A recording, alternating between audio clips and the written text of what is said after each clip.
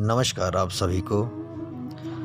तो आज का जो मंत्र है वो जो मैं आपको मरही माता का जो मंत्र बता रहा हूँ आज का जो उसी में से जो है आज का तीसरा मंत्र है।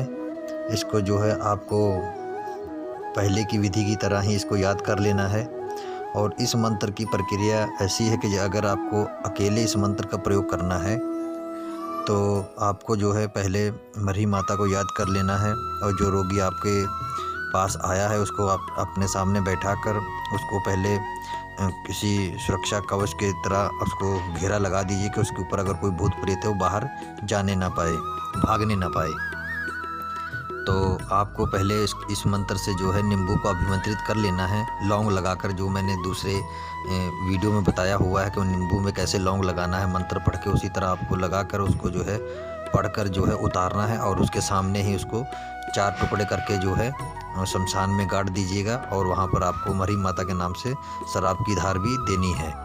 उसके बाद आपको क्या करना है, उसी वक्त नींबू तो आप बाद में लेके जाएंगे, लेकिन आप जो है उसके बाद जो है 11 बार नहीं 21 बार कम से कम जो है उसको मंत्र से झाड़ा दें।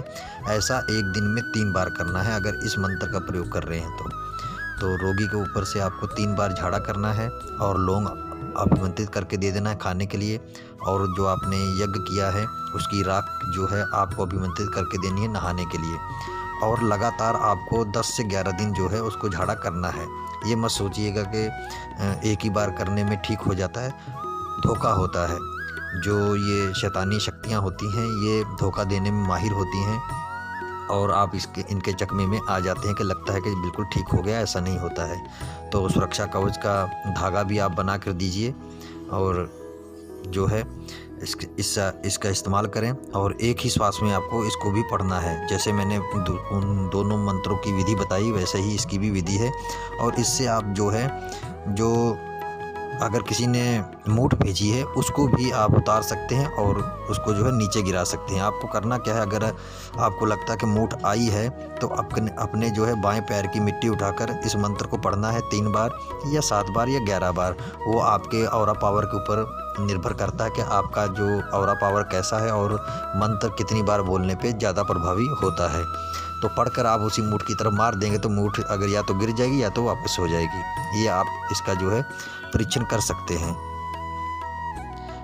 और इससे कोई भी अगर किसी प्रकार का जादू टूना किया हुआ है या खिलाया पिलाया है उसको भी आप काट सकते हैं।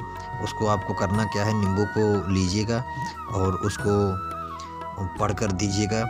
पढ़कर देने के साथ उस नींबू को क्या करिएगा, उसका आधा नींबू जो है नहाने के लिए बोल दीजिए और आधा जो है पीने को बोल दीजिए खाली पेट। उससे भी ये कट जाएगा। लौंग बना कर देंगे उससे भी कट जाएगा, पानी से भी कट जाएगा। लेकिन आपको जो है मोर पंख से या फिर नीम की पत्तियों से झाड़ा करना होगा अगर खिलाया पिलाया है तो, ये याद रखिएगा। और इसी मंत्र से आप जादुई खप्पर को भी उतार सकते हैं और उसे वापस भेज सकते हैं। अगर किसी को किसी विषैले कीड़े ने काटा हुआ है तो उसका भी जहर इससे उतारा जा सकता है। उसकी विधि आपको मैं बता देता हूँ। राख को जो है अभिमंत्रित करके जहाँ पर विष मतलब कि जिस जानवर ने काटा है वहाँ पर आपको लगाना है और फूंक मारना है। और ऐसा आपको एक दिन में 3 बार करना है, तभी उस जो है कीड़े का जो है जहर जो है वहाँ पर उतर जाएगा, वो पकेगा नहीं, वो जख्म नहीं बनेगा। ये ऐसा है। तो ये था इसी मरही माता का तीसरा मंत्र। आगे 4 मंत्र और हैं, उनको भी मैं एक एक करके आपको बताऊंगा। और 7 मंत्रों का फिर किस चीज़ के ऊपर इस्तेमाल किया जाता है वो मैं आखिरी में बताऊंगा। अभी तो मैं सिंगल करके आपको इनकी प्रक्रिया बता रहा हूँ। और इन मंत्रों को हमेशा याद रखिएगा। जितना याद रखेंगे और रोज़ 11 बार 21 बार अगर इनका सिमरन करते रहेंगे तो इनकी ऊर्जा बनी रहेगी। आपको कार्य में सफलता मिलने के चांस ज़्यादा हैं अगर आप इनको रोज़ 11 बार 7 बार अगर पढ़ते हैं तो। और महीने में 1 बार यज्ञ भी करना चाहिए, तभी आपको जो है अच्छा प्रभाव देखने को मिलेगा। तो आशा करता हूँ कि मेरी इस जानकारी के साथ आपको ज़रूर लाभ मिलेगा।